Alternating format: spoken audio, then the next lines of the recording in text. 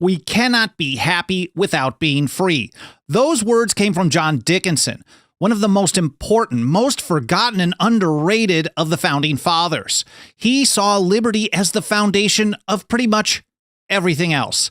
And at the time, he was worldwide almost as famous as Benjamin Franklin, but he's totally ignored today. He was known as the Penman of the American Revolution. John Dickinson was a fierce defender of natural rights and liberty. He was the father of the Articles of Confederation, a framer of the Constitution, a leading opponent of the Stamp Act, and much, much more. And to honor and commemorate his birthday today, we're diving into the life, legacy, and primary works of one of America's most underrated and forgotten founding fathers, John Dickinson. But first of all, welcome and thank you for joining me here on the Path to Liberty. My name is Michael Bolden with the 10th Amendment Center, and this is the show for Wednesday, November 13th, 2024. And let's kick it off with the rest of that great quote that we started with here at the beginning. This is from the last of his 12 letters from a farmer in Pennsylvania, written and published, at least the first letter, on December 7th, 1767, in response to the Townsend duties, also the Quartering Act, the Declaratory Act, and more. And he started with this: "Let these truths be indelibly impressed on our minds, that we cannot be happy without being free, that we cannot be free without being secure in our property, and we cannot be secure in our property if, without our consent, others may take it away." Here from the website of Delaware Historical and Cultural Affairs, they point out that the letters were shortly thereafter published in pamphlet form and reprinted in almost all of the colonial newspapers. They were read widely across the colonies and in Europe, Britain and France primarily. The research that I've seen is these were the most widely read documents on American liberty up until publication of Thomas Paine's Common Sense in 1776. So this made him famous. That's how they put it. This quickly made John Dickinson famous. After reading these letters, Voltaire, the French philosopher, compared Dickinson to Cicero, an honored Roman statesman, orator, and philosopher. And here from Rob Nadelson, he said, "The farmer letters were celebrated all over the place, both throughout America and in Europe. And when his identity became public, it wasn't immediately. Dickens became the second most famous American in the world after Benjamin Franklin." And here from Forrest McDonald, if you haven't read any of his books, this is a really great historian.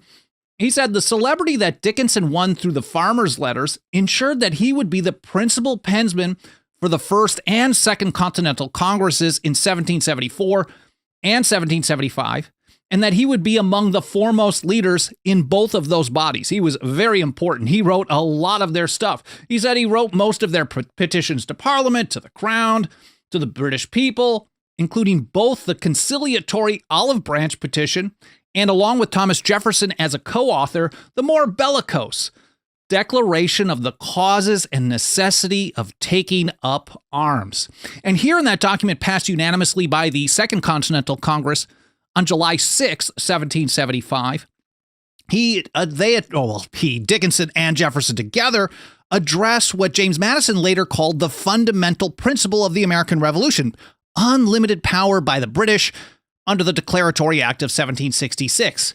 And they listed a few things that they were having issues with, but went with this: "But why should we enumerate our injuries in detail? By one statute, it is declared that Parliament can, of right, make laws to bind us in all cases whatsoever. What is to defend us against so enormous, so unlimited a power?" Now, this was passed and drafted just a little over 2 months after the shot heard round the world, Lexington and Concord, in April of 1775. So that was addressed as well.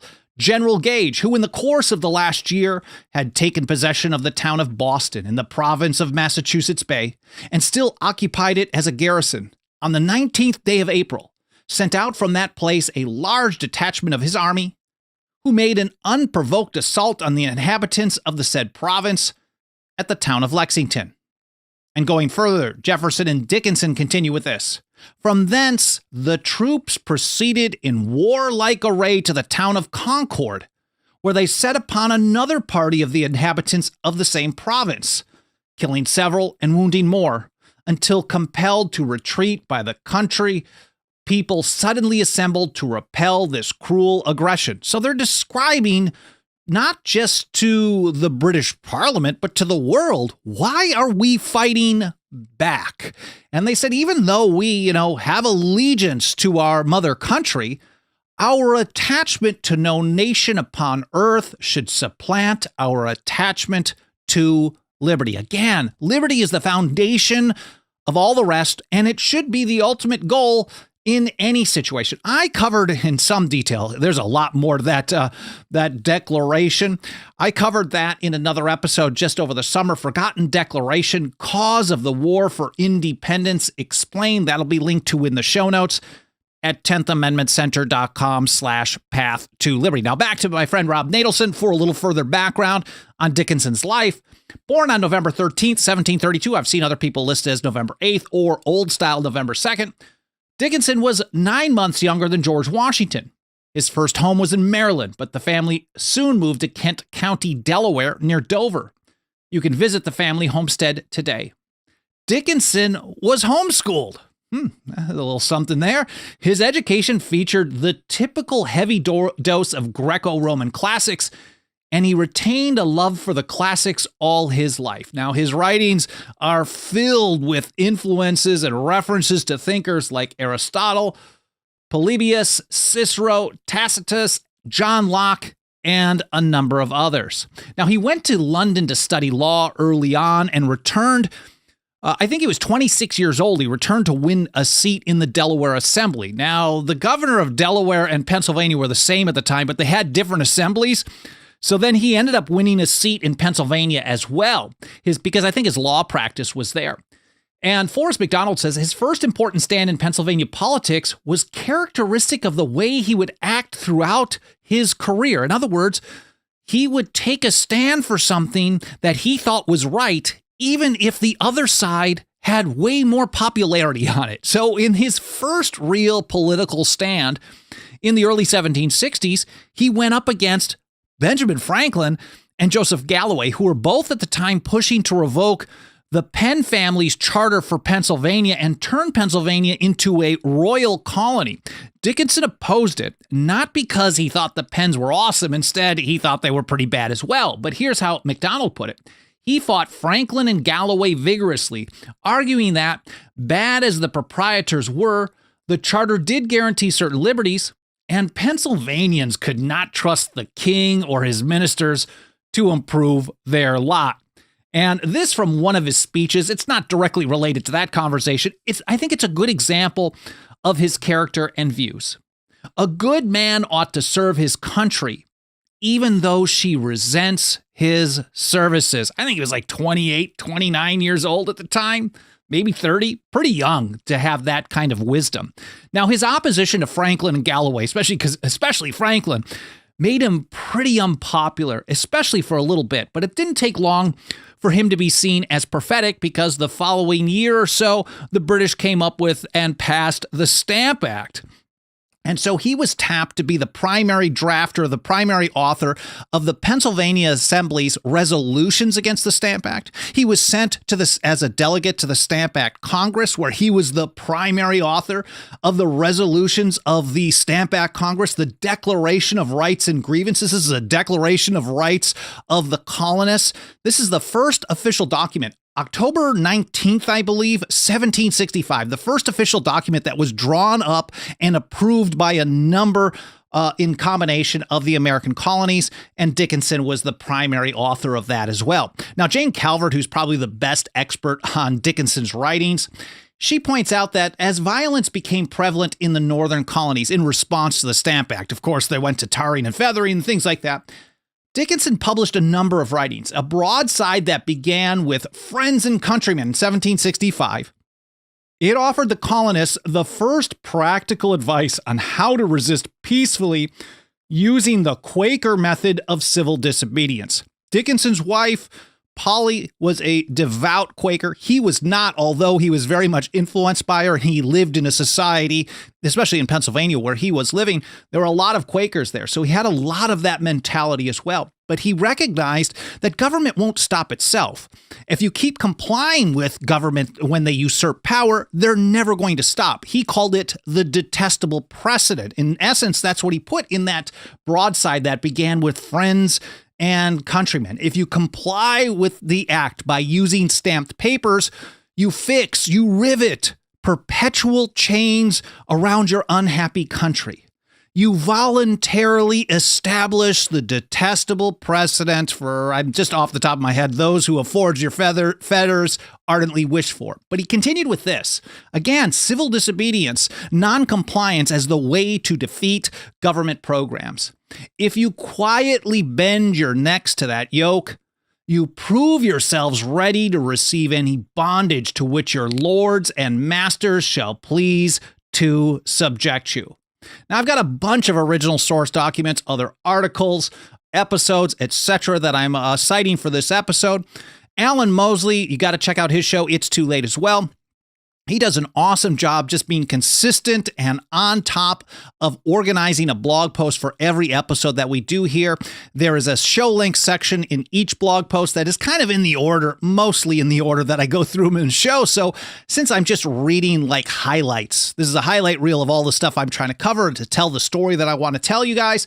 But if you want to read and learn more in context on your own time, that'll all be over in a blog that I'll get published after Alan organizes it a couple of hours after this live stream is done over at 10thamendmentcenter.com/path to liberty.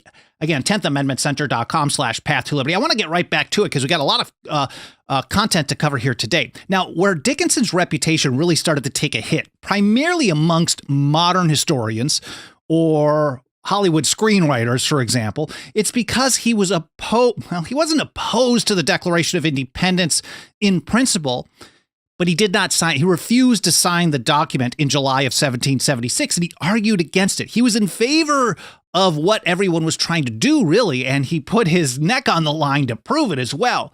But here from the Delaware Cultural and Historical website, Delaware.gov, one of their websites, Dickinson knew that independence was inevitable, but strongly opposed the timing. Now, most people, when they cite his opposition to signing the Declaration of Independence, they basically use his opponent's propaganda against him from the time. And one of the leading guys who really could not stand him was John Adams.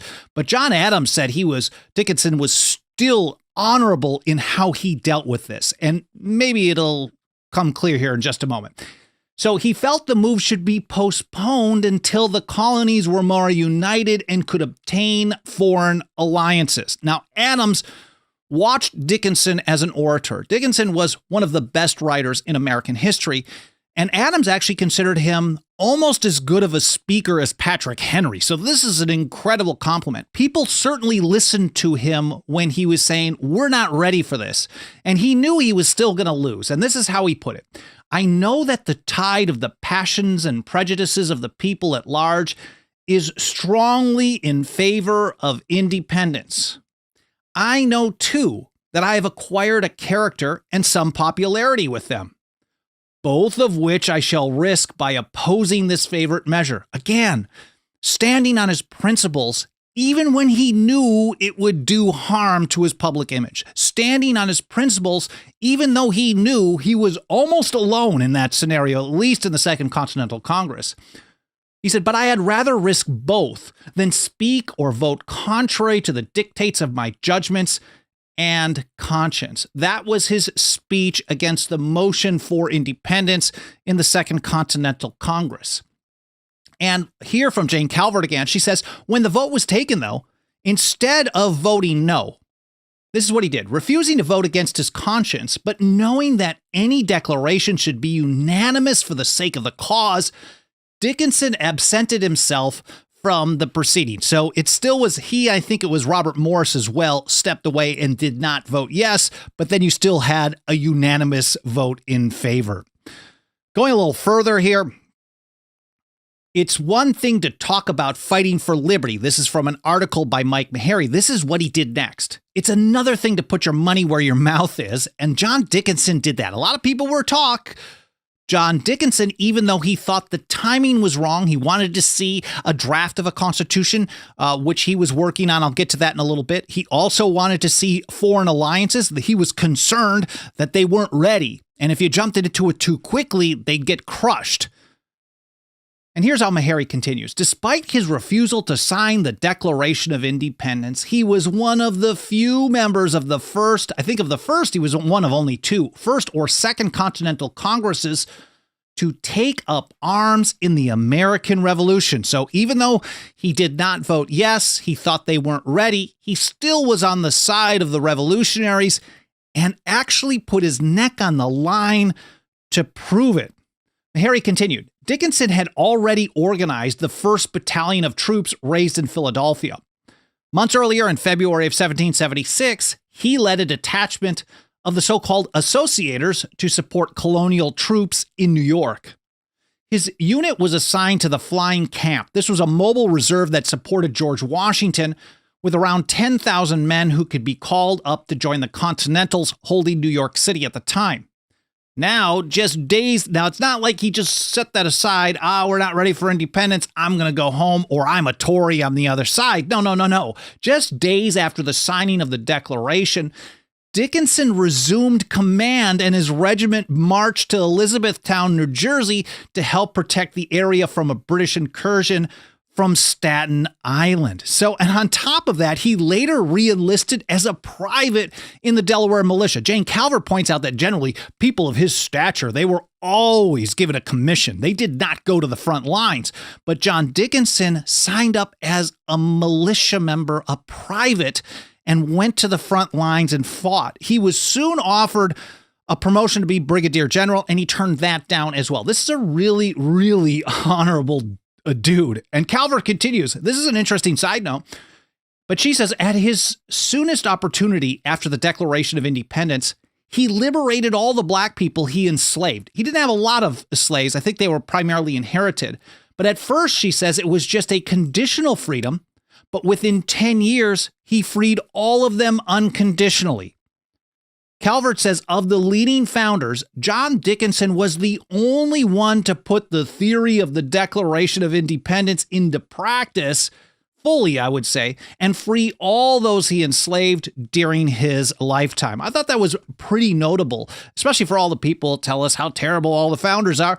I mean, maybe they should pay a little bit more attention to people like Dickinson, and there are others as well. Now, the British, even though some people tell us today that this guy was opposed to independence, he was one of the bad guys, they'll cite some propaganda against him, the British didn't agree with this. And near the end of 1777, Jane writes, when the British took Philadelphia, Dickinson narrowly got Polly, his wife, and their children out of their house before the British, believing Dickinson was, quote, the ruler of America. He was so popular and famous, they really said that, this is how John Adams described it, he was the ruler of America, and they burned his estate to the ground. They did not burn the houses of some of the other people that they absolutely despise, but they went after Dickinson pretty aggressively. And if the empire thinks you're the worst of the worst, you're probably the best of the best. Now, if all this wasn't enough, Dickinson also chaired the Continental Congress's congressional committee that wrote the Articles of Confederation. In fact, the first draft of the Articles of Confederation that survives to this day is in Dickinson's handwriting. And I thought it would be a good idea to reference you guys to this other episode I did, Articles of Confederation, an Introduction. It's a nice overview of that document, which went into effect on March 1st, 1781, had a lot of influence from people like Dickinson, but there were others involved as well. That will be, of course, linked to in the show notes at 10thamendmentcenter.com/path to liberty. So not only is he what I would call, I don't see anyone else do this is my name for him, the father of the Articles of Confederation, he was also one of the most influential framers of the Constitution during the convention in Philadelphia. Here from Nadelson, he said, only 3 weeks into the convention, Dickinson prepared an outline for a proposed Constitution. It included many features the delegates eventually adopted. enumerated powers. He, Roger Sherman, and a few others were the ones who really drove things from kind of an unlimited centralized authority in all cases whatsoever. In essence, the Hamiltonian, Randolph, Madison plans, the approaches there into a one of strictly limited enumerated powers. He also had selection of senators by the state legislatures. He was the guy that came up, one of the leading people that came up with that plan. A minimum age of 30 for senators, rotating elections, restrictions on the states issuing money, so going after paper money, fiat. Guarantees of trial by jury and habeas corpus also was really driven by John Dickinson at the Philadelphia Convention and the early stages. Nadelson calls it the embryo of what became the necessary and proper clause. I'm curious. I don't actually know the answer to this. I'm not sure if Dickinson was happy with the final version of that clause, but who knows? Now, naturally, Rob writes, Dickinson's plan also included some ideas not ultimately adopted. He wanted an executive branch headed by 3 persons instead of 1. So he wasn't, especially if you consider the fact that he was like a leading drafter of the Articles of Confederation, but then he was a Federalist supporter of the Constitution. He definitely was not like James Wilson or Alexander Hamilton or even Madison. He was somewhere kind of in the middle. Because he took some positions that were very popular with anti-federalists like George Mason, like having a multi-headed executive branch instead of a single person, because that was too monarchical to people like Dickinson and Franklin and others. Anyway, so he was incredibly influential in the Philadelphia Convention. And Rob continues. He says, one of Dickinson's most important constitutional contributions was his role in developing the concept later known as dual sovereignty. I think it's kind of a misnomer because sovereignty in the American system, and Wilson was correct on this as well, no government holds sovereignty. Sovereignty is final authority, and only the people of the several states hold final authority, the people in each state or in the collective states regarding the Constitution for the United States. But just the term is what generally is used. And his role in developing this concept later known as dual sovereignty, by which the central government or general government would have sovereignty, final authority as to enumerated or listed subjects, and the states would be sovereign as to all other matters. Now, James Madison ran with this in his Federalist Papers, number 45, where he explained that the proposed Constitution would be creating a general government of few and defined powers, and all the other powers would be, the vast majority of powers would be reserved to the states or to the people, as what became the 10th Amendment as well. But this comes heavily from John Dickinson. Dickinson, Rob writes, thought the states should be equally represented in the Senate. And he also, and this is really important and overlooked even for people who actually study Dickinson, he envisioned states actively checking the federal government, a process that James Madison later called something that you're probably familiar with, interposition. And during the ratification debates, he did discuss this a bit. He wrote a series of very influential essays supporting ratification. Of course, we always think of the Federalist Papers, but they were only influential in the state of New York. They weren't published outside of New York during most of the time that anyone was considering ratification, so they didn't influence anyone's decision on whether or not to support or oppose the Constitution. Now, people like Tench Coxe was much more influential.